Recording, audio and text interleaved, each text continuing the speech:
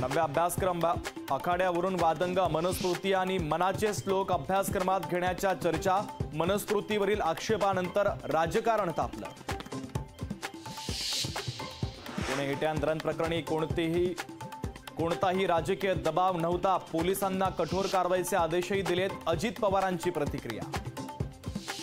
विशाल अग्रवालला 14 दिवसांची न्यायालयीन कोठडी। हिट्यांदरन प्रकरणातील आरोपीच्या वडिलांना कोठडी तर बार मालकांना देखील सुनावणी। 14 दिवसांची कोठडी। येरवडा पोलीस स्टेशनमधील 2 कर्मचारी निलंबित। पोलीस निरीक्षक राहुल जगदाळे आणि विश्वनाथ तोडकरी अखेर निलंबित। बोगस व्हिडिओ प्रकरणी पोलीस ऍक्शन मोडवर। बोगस व्हिडिओ बनवणाऱ्या तरुणाचा शोध। आर्यन देव पुणे पोलिसांच्या रडारवर।